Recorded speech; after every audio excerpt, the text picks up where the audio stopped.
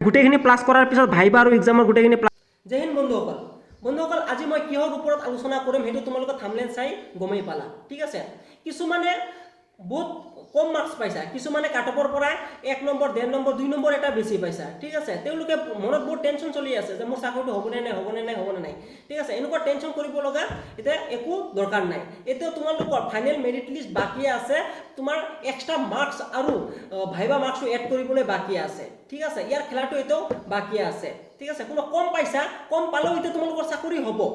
ঠিক আছে, আৰু কিছুমান বেছি পাইছা তাৰ পৰা এতিয়া ওলাবা, কেনে কণ্ডিশ্যনত ওলাবা সেইটো কৈ আছো। আৰু কিছুমানে কম মাৰ্কছ পাইছা তথাপিও এতিয়াও চাকৰি কেনেকৈ পাবা সেইটো তোমালোকক লিখি তোমালোকক বুজাই আছো। ঠিক আছে, যাই নহওক বন্ধুসকল, তোমালোকে যদি মোৰ চেনেলত যদি প্ৰথমবাৰ আহিছে তেনেহ'লে মোৰ চেনেলটো ছাবস্ক্ৰাইব কৰা আৰু ভিডিঅ'টো লাইক কৰি দিয়া। ঠিক আছে, মই ভিডিঅ'বোৰ এনেই নবনাওঁ, মোৰ 5-6 বছৰৰ এক্সপিৰিয়েঞ্চ আছে। 5-6 বছৰলৈকে মই ইণ্টাৰভিউবোৰ দি আছো, সকলো ধৰণৰ আৰ্মি পুলিচ সকলো কিবাৰ মই ইণ্টাৰভিউ দি আছো, সেইকাৰণে মই ফাইনেললৈ যাই পাইছোঁ ফাইনেললৈ। ঠিক আছে, সেইকাৰণে তোমালোকৰ মোৰ এক্সপিৰিয়েঞ্চ আছে আৰু এইবাৰ মই নিজে ভাইবা দি আহিছোঁ। ঠিক আছে, সেইকাৰণে তোমালোকক কৈছোঁ যে মোৰ নিজৰ এক্সপিৰিয়েঞ্চৰ ফালৰ পৰা মই তোমালোকক কৈ আছোঁ 5-6 বছৰৰ এক্সপিৰিয়েঞ্চৰ ফালৰ পৰা। ঠিক আছে, সেইকাৰণে তোমালোকে মোৰ কথাটো ভালকৈ শুনা, সম্পূৰ্ণ ভিডিঅ'লৈ চোৱা, তোমালোকে লিখি কেনে মই দেখাই আছোঁ, তেহে তোমালোকৰ বিশ্বাস হ'ব যে নাই এতিয়া মোৰ চান্স আছে চাকৰিটো পাব কাৰণে। ঠিক আছে, ভিডিঅ'টো লাইক কৰি দিবা। ঠিক আছে, তোমালোকৰ কাষ্টত একেবাৰে কম পোৱাজনে কি হৈছে সেইটো হৈছে কাট অফ।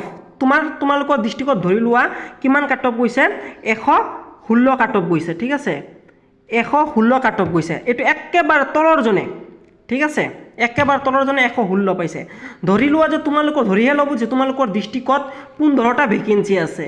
ঠিক আছে, 15টা চিট আছে, পোষ্ট আছে, তেনেহ'লে ভেকেঞ্চি দিব যাব 30 জন, কাৰণ এটা পোষ্টৰ কাৰণে 2জনকৈ যায় ভাইবা দিব, ভাইবাৰ পিছত।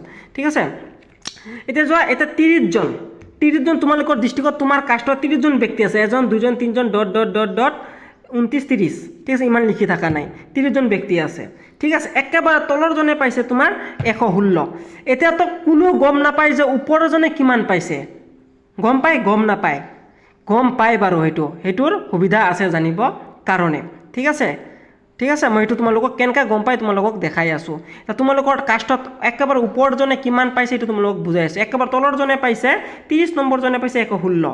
ঠিক আছে, ওপৰজনে কিমান পাইছে, ধৰি লোৱা যে তোমালোকৰ কাষ্টত তোমাৰ 117 কাট অফ গৈছে জেনেৰেলৰ। ঠিক আছে, 117 কাট অফ গৈছে জেনেৰেলৰ, তেনেহ'লে তোমাৰ কাষ্টৰ তলৰজনেতো পালে যে 116 পাইছে, সেইটোহে কাট অফ হৈছে। একেবাৰে 1 নম্বৰজনে কিমান পাইছে, 1 নম্বৰজনে পাব তোমাৰ, বুজি লোৱা, 116.99, এইটো একেবাৰে ওপৰজনে পাইছে, 1 নম্বৰজনে পাইছে। ঠিক আছে, কাৰণ যদি 117 পালেহেঁতেন তেনেহ'লে তেওঁ জেনেৰেলত সোমাই গ'লেহেঁতেন। ঠিক আছে, 117তকৈ তলত আছে, সেইকাৰণে কি আছে, নিজৰ কাষ্টত আছে। 117 পালেতো জেনেৰেলতেই গুচি গ'লেহেঁতেন। ঠিক আছে, এতিয়া মূল কথালৈকে আহোঁ। এতিয়া চোৱা যে তুমি ভাইবাত, এতিয়া ভাইবা মাৰ্কছটো যদি এড কৰাৰ পিছত কেনেকৈ উল্টা চিধা হৈ যায়, তলৰটো ওপৰত ওপৰটো তলত, কম মাৰ্কছ টকাটো চাকৰি পাই যাব, বেছি মাৰ্কছ টকাটো চাকৰি নাপায়, এনেকুৱা কণ্ডিশ্যনত কেতিয়া হৈ যায় চোৱা। এতিয়া চোৱা যে ওপৰজনে কিমান পাইছে, 116.99, 2 নম্বৰজনে পাইছে 116.80। ঠিক আছে, 3 নম্বৰটো পাইছে 116.75। ঠিক আছে, ইমানকেইটা লিখি নাথাকো, সিহঁতে ইয়াতকৈ তলতেই পাব। ঠিক আছে, আৰু একেবাৰে তলৰজনে কিমান পাইছে, 116, এইটো কাট অফ হৈ গৈছে। ঠিক আছে, আৰু 29 নম্বৰটো কি পাব, ইয়াতকৈ অলপ বেছি পাব, তো কিমান পাইছে, এইটো 116.10 পাইছে। ঠিক আছে, এইখিনি মাৰ্কছ পাইছে।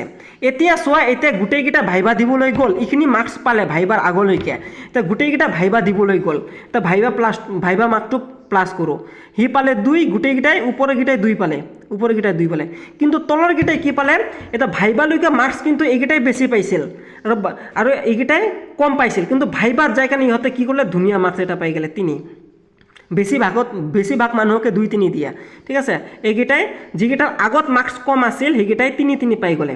এতিয়া কি হ'ব, এতিয়া ফাইনেল মেৰিট হ'ব, ফাইনেল মেৰিটত কোন ওপৰত যাব চোৱা, এইকেইটাই এতিয়া গোটেইখিনি প্লাছ কৰাৰ পিছত, ভাইবা আৰু এক্সামৰ গোটেইখিনি প্লাছ কৰাৰ পিছত কিমান হ'ব, 118.99, এইটো প্লাছ কৰাৰ লগত কি হ'ব, 118.